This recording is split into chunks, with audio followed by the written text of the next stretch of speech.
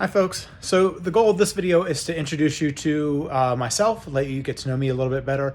So I thought one way to start with doing that is to show you a little bit about my relationship with art, because art is something that I care a lot about, and I try to buy a lot of art from local artists, including temple artists, and have that around my house. And behind me you can see a portrait of the singer Janelle Monáe by the artist Gunnar Montana, and on either side of that portrait of Janelle Monáe are some additional smaller portraits that Gunnar Montana also did of some dancers that he knows named Sophie and Jess.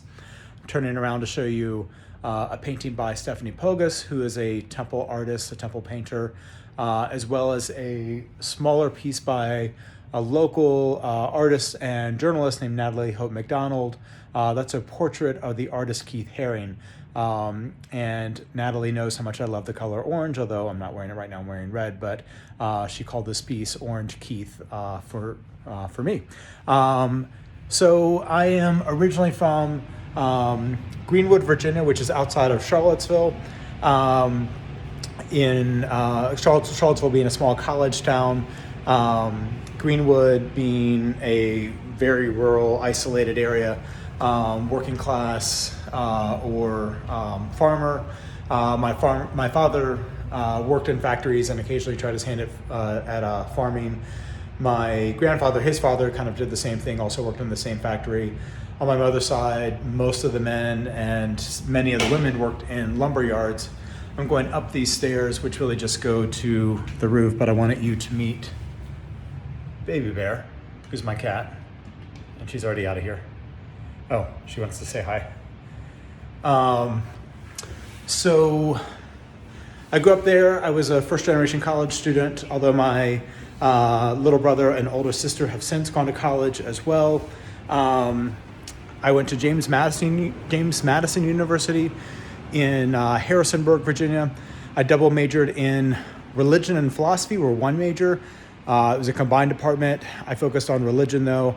And then my second major was English. I graduated in 1996, so it's been a minute. And I took a couple of years off, had a few different jobs, was able to travel overseas and have a one-year internship in London.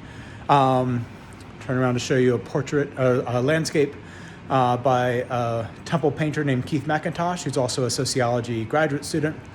So I was able to work in London for a year, and then I went to graduate school.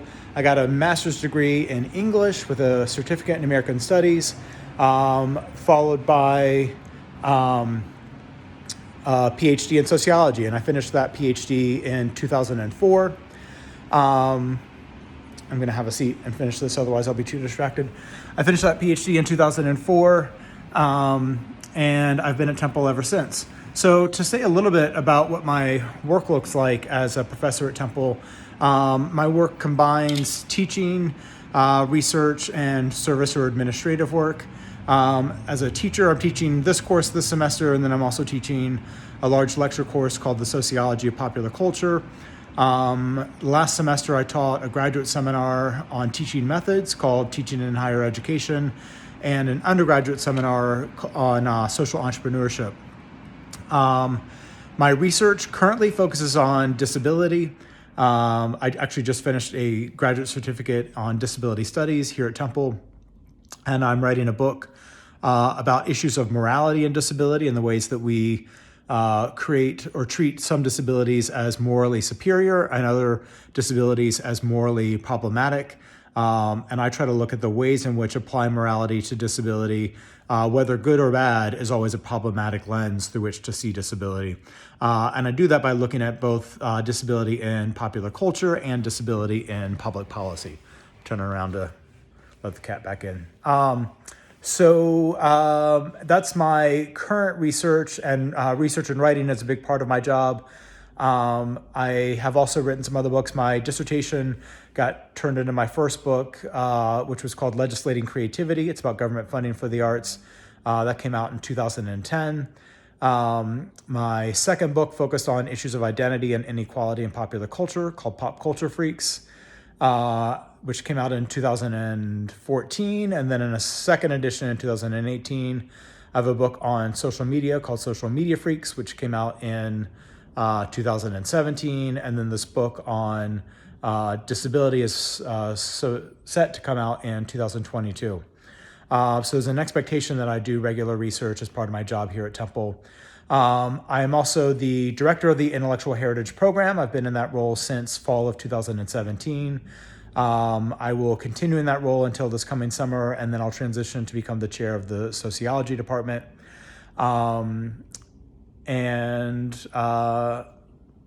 It's my first time teaching this course. I taught IH2 previously, but I have not taught IH1 before, so you'll be experiencing the course with me for the first time.